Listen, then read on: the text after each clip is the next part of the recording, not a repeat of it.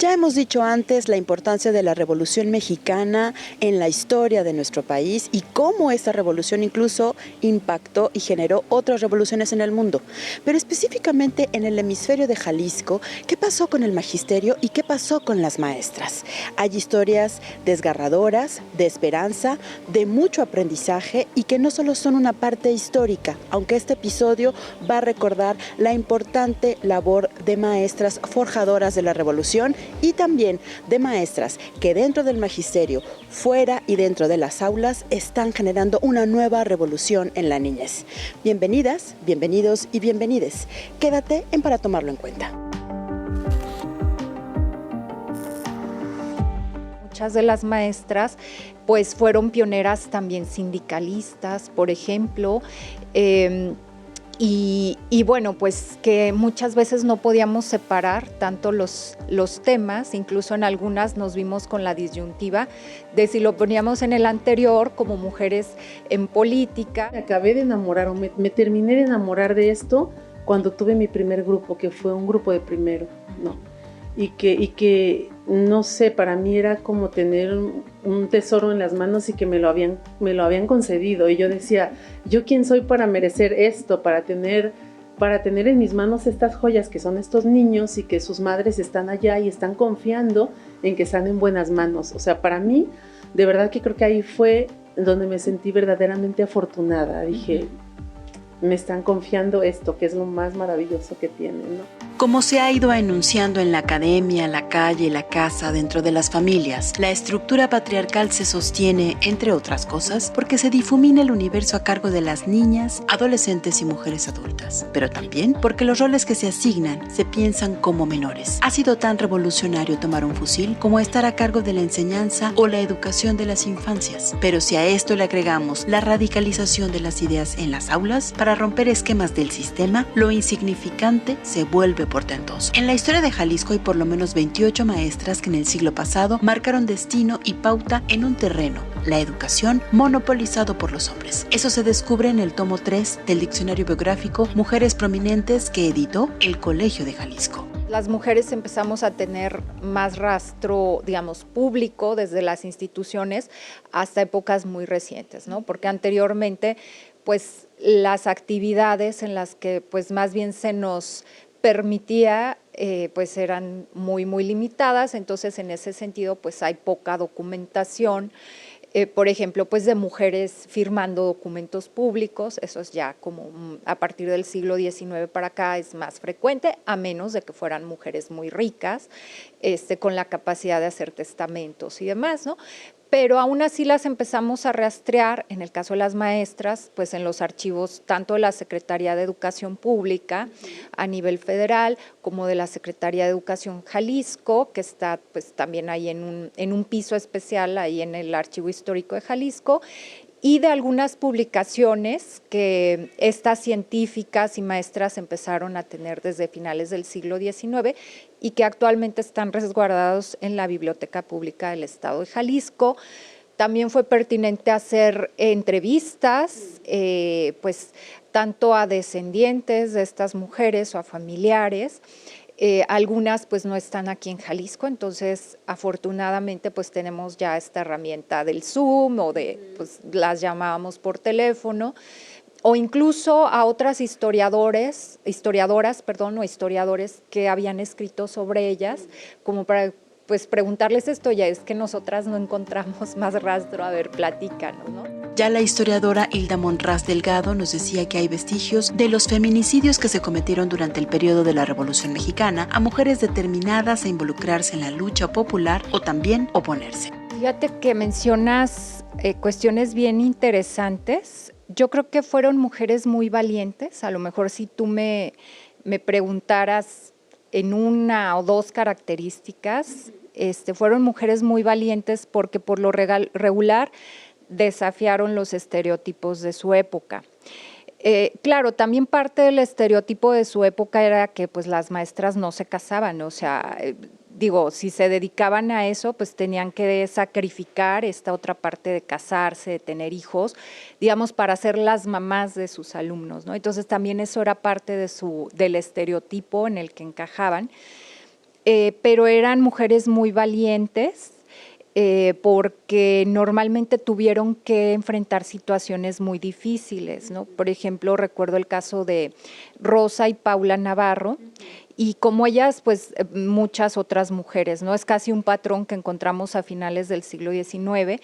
Ellas, pues si mal no recuerdo, nacieron en el territorio de Tepic, pero por las guerras de esa época, bueno, de la intervención francesa, ellas tuvieron que migrar, o sea, tenían que migrar normalmente pues de poblaciones rurales por seguridad a ciudades más grandes como Guadalajara. En aquella época, la profesora Encarnación también formó parte de la comisión encargada de la reforma educativa estatal, a la cual llamaron Escuela de la Acción. Esta reforma tuvo impacto en las escuelas que recibieron los programas de estudio que se generaron y que tenían lecciones modelo de profesoras como Concepción Bacalari, Aurelia Guevara y Trinidad Núñez. Los programas fueron conocidos como el Directorio del Maestro. La reforma, según el profesor Zenaido Michel, pretendía desenterrar el verbalismo de una impartición unilateral, que consistía en que el maestro desarrollara ante sus alumnos el tema de la materia y sus discípulos se conformaran con escucharle, sin estimular en ellos las facultades de la investigación, la comprensión, el análisis y la síntesis. Otras se involucraron en la política de su época también y que también pues las imaginamos pues también muy valientes, ¿no? Pienso por ejemplo en el caso de Atala y Laura Podaca. Atala pues muy famosa por ser maderista, por ir a los pueblos de Jalisco y hacer discursos, ¿no? Muy enardecidos en favor de la Revolución Mexicana. Y bueno, pues también fueron mujeres que tuvieron postura política, que rompieron a lo mejor con el estereotipo de mujeres muy católicas, porque muchas de ellas pues incluso atacaron, ¿no? A la Iglesia Católica y digamos pues a esto, ¿no? Que caracterizaba supuestamente a las mujeres jaliscienses, pero ahí también es muy importante rescatar que pues justo estas son las mujeres que han pasado a la historia precisamente porque, por decirlo así en términos coloquiales, pues fueron rescatadas por los triunfadores, ¿no? Como normalmente nos enseñan. Pero hay una parte de maestras católicas menos visibilizadas y que en esta época, pues claro que sufrieron muchas violencias. A estas maestras del pasado se les asigna un lugar en la revolución como proceso de lucha y desafiando en los espacios acaparados por los hombres con innovación temática y pedagógica. ¿Cómo se da esto ahora en el siglo XXI? Te veo después del corte.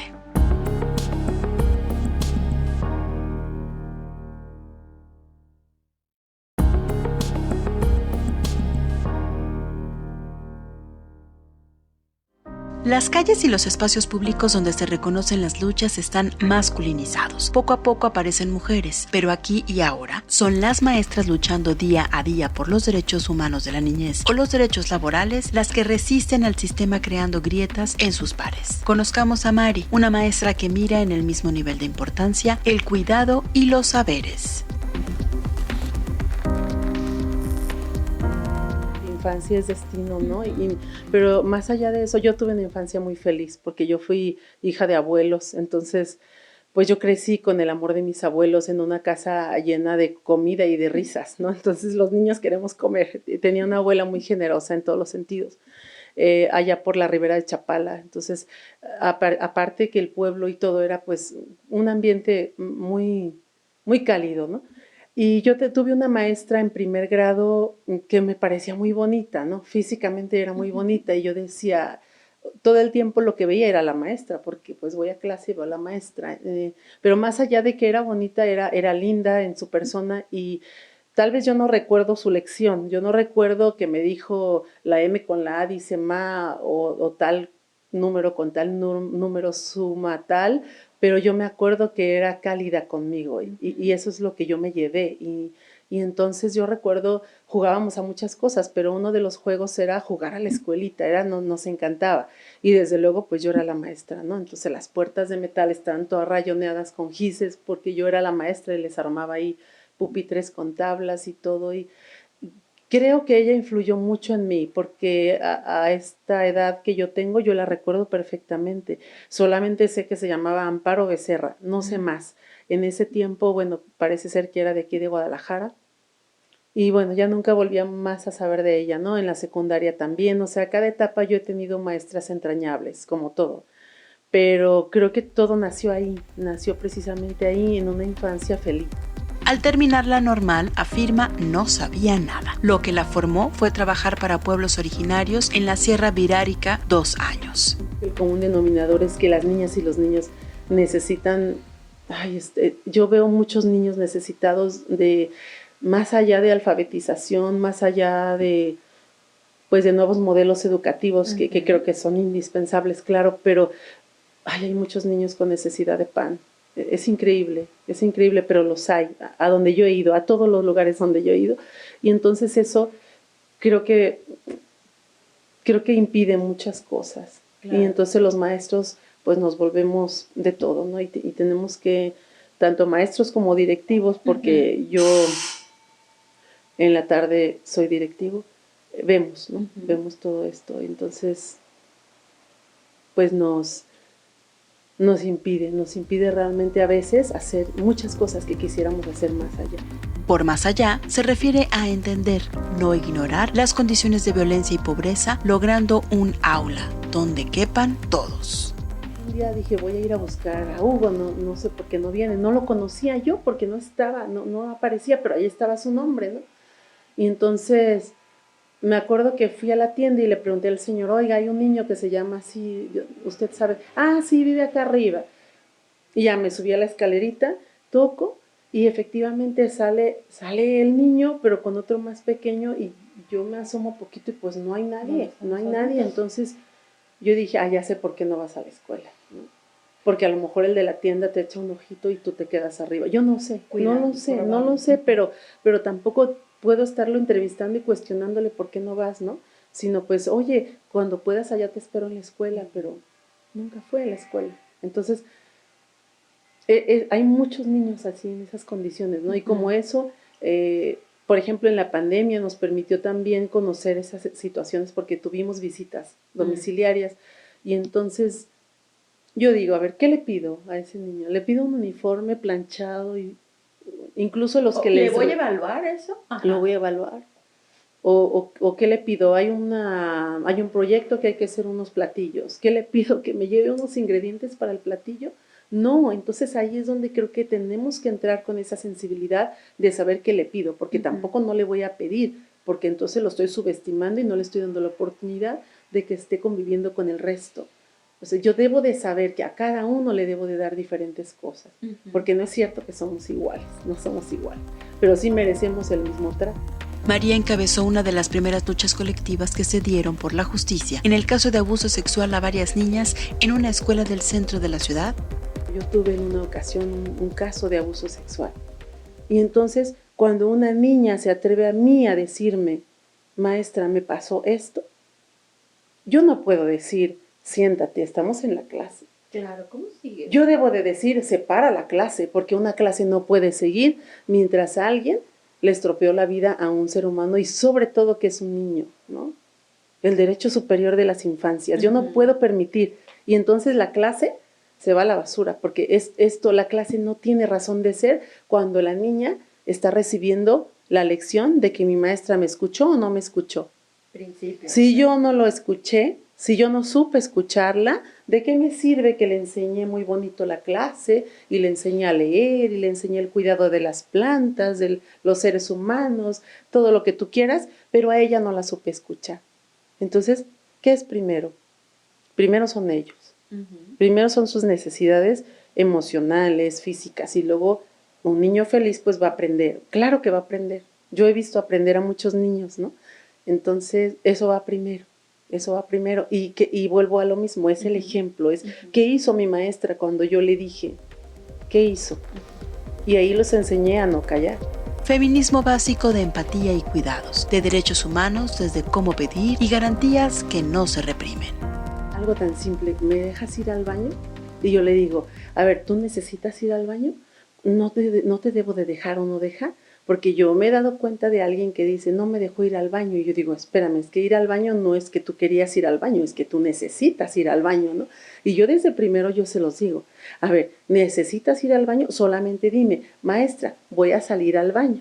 Porque para eso no necesitas permiso para hacer algo que es una necesidad biológica que tu cuerpo te está pidiendo. Yo lo sé que hay quien va y juega, ¿no? O que hay quien va y no, pero es su derecho, ¿no? Así como, por ejemplo, el recreo, que alguien diga, pues no vas a ir al recreo porque no hiciste tal. Espérame, es que el recreo no se negocia, el recreo es su recreo y es su derecho. Así no haya hecho absolutamente nada, es su recreo. Hay que ver por qué no hizo nada, eso ya es otro tema.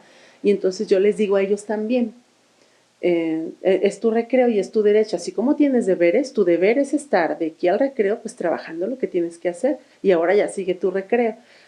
Siempre se los digo, yo les explico las cosas desde ese nivel, ¿no? Coro escolar titulado Paso a la Mujer, cuya letra es de Laura Apodaca y la música de Andrés C. Sandoval.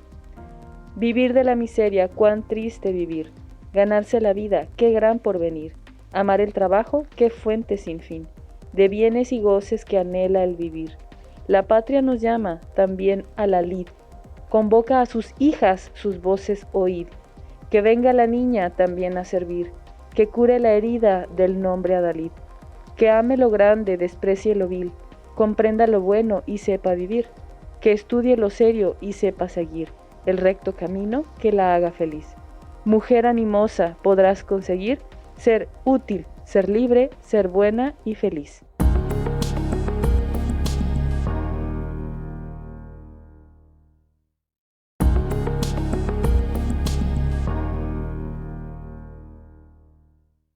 Cuando hablamos de jaliscienses ilustres que participaron en la Revolución Mexicana, pensamos quizás solo en hombres, pero desde luego, como lo estamos viendo en este episodio, también la participación de las maestras en la Revolución fue muy importante. Hay monografías de mujeres que desde el magisterio, desde la enseñanza dentro y fuera de las aulas, sembraron revolución a manera individual y colectiva. Estas monografías las encuentras en el Colegio de Jalisco y están a una distancia y un clic de acudir a su biblioteca. Quédate en este último bloque de Para Tomarlo en Cuenta porque vamos rumbo a las conclusiones con quien también sigue haciendo revolución en el siglo XXI, dentro y fuera de las aulas y en las calles, alrededor del 8 de marzo, de las mareas verde, morada y de la ola feminista. Resultan fascinantes los paralelismos entre las historias del diccionario Mujeres en la Educación y la determinación que encontramos hoy de basar la educación en libertades, en tiempos donde se deposita a la niñez en una escuela y ya, y los docentes también han sido orillados a acumular capacitación para ganar mejor, aunque eso no represente la mejora educativa. Para empezar, me parece que tenemos plataformas deficientes en el tema del control escolar.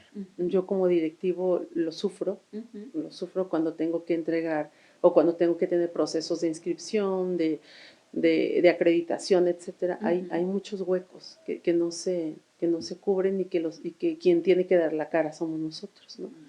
Entonces, ¿por qué? Porque la vida no es cuadrada, porque esta realidad que ya hemos hablado no lo es así, y entonces no coincide esta realidad con la plataforma mediante la cual yo debo de rendir cuentas, pero que también estamos conscientes que para estos parámetros nacionales, pues también necesariamente debe de haber números o debe de haber cantidades, pero me parece que entonces nos faltaría como estos temas como más objetivos donde podemos como platicar las características o todas esas circunstancias que al final de cuentas no valen, ¿no? Incluso, por ejemplo, en los concursos que hay para acreditar a lo mejor o para ganar plazas, ascensos y esto, personalmente a mí me parece que no coinciden porque entonces nos volvemos los maestros como buscadores de cursos y buscadores de puntos y buscadores de... Y entonces vemos que a lo mejor hay un maestro, una maestra que ya obtuvo un ascenso porque logró ganar ciertos puntajes que le pedía el sistema, pero que a la hora de la práctica nos conocemos súper bien. Si yo quiero saber, o si ustedes quieren saber cómo yo trabajo, puedes platicar con alguien de mi escuela. Nada más, porque de ahí en más nadie más va a saber. Aparte de ejercer la docencia, la maestra Galindo también formó parte de la Unión Femenina Católica Mexicana. En 1947 fue integrante de la delegación de mujeres que asistieron al Congreso de Ligas Femeninas que se llevó a cabo en Roma, Italia. La Unión Femenina Iberoamericana, UFIA, fue fundada en la Ciudad de México en 1937 por Luz de González Cosío. Sería para 1963 cuando dicha asociación tuvo una afiliación en Guadalajara. Aún con la agenda ocupada y cargada de labores, Galindo encontró tiempo para ser socia fundadora y trabajar activamente en la UFIA. Ahí tendría trato con varias mujeres interesadas en difundir la cultura, así como la búsqueda de apoyos para empoderar a sus congéneres. Algunas de estas eran Chayo Uriarte de Atilano, Esperanza Carmona de González, Carmen R. de Rico. Entre las muchas actividades que realizaban destacaban las tertulias literarias, conferencias por especialistas, así como eventos sociales. En el pasado la lucha la dieron por enseñar y estudiar lo prohibido, ciencia médica. Esto es parte, a lo mejor ya metiéndonos un poco con las científicas, porque bueno, no podemos separar unas de otras. Entre paréntesis también, pues muchas iniciaron, digamos, su carrera dentro del magisterio, pero de ahí empezaron a estudiar medicina, ¿no? Recuerdo, por ejemplo, el caso de Jacinta Curiel. Si mal no recuerdo, ella fue la primera o la segunda médica graduada en la Universidad de Guadalajara. Es que son dos. Fíjate que a una se le da el mérito de ser la primera, pero en realidad se tituló, fue la segunda en titularse, pero como fue la primera en ejercer medicina aquí en Jalisco, a ella se le da el mérito, pero en realidad otra sacó por primera vez el título aquí, o sea, se inscribió en la Facultad de Medicina, pero como se fue a la Ciudad de México no se le da ese reconocimiento. Estoy hablando de Juana Navarro, perdón, ya estoy aquí viendo el diccionario para refrescar un poco la memoria, y de Jacinta Curiel, ¿no?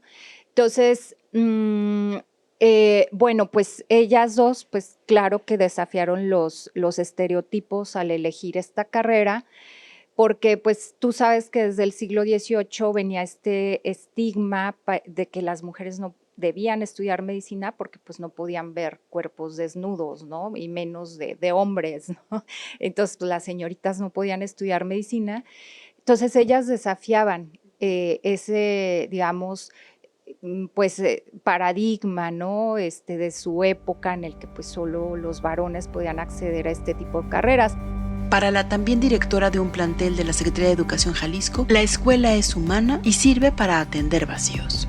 Así como a veces nosotros les decimos a ellos, ¿y por qué no habías venido? No, es que él no es responsable de venir o no venir.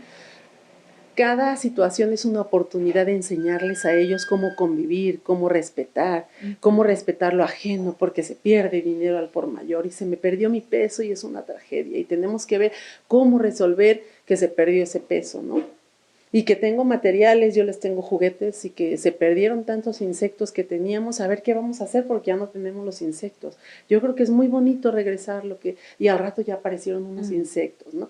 Entonces es como con el hacer, no hay una asignatura, es el cómo yo soy con ellos para que ellos puedan. A mí me encanta primero porque creo que podemos incidir más, porque son niños que llegaron como, no sé, están ávidos, están a la espera de, entonces creo que ahí podemos, y lo hago así, a través del hacer, de cómo yo respondo ante sus necesidades, que para mí a lo mejor es importante, que debes de aprender a leer y escribir, pero a lo mejor en ese momento para él es importante que le regalaron tal juguete y lo llevó a la escuela y quiere que lo vean, ¿no? O las emociones, entonces, ¿no? Por supuesto. El rol de las emociones Por supuesto. durante 5 horas de escuela, sí. Que han de pasar 1000 cosas, ¿no? Sí, que pasan 1000 cosas, que me peleó, que me jaló, que no encuentro tal cosa, o que me caí en el patio del recreo.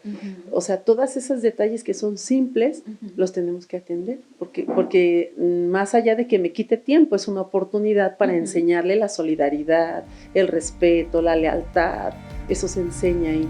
Uno de los datos más significativos del libro dedicado a las maestras es que la socialista Concepción Becerra, de origen obrero campesina, nacida en El Salto, se manifestó sin religión en el acta de matrimonio cuando se casó. Y eso, cruzado con las vivencias de hoy, de cómo lo significativo del aprendizaje se da en colectivo, deja concluir que forjar la revolución es un proceso, no un fin.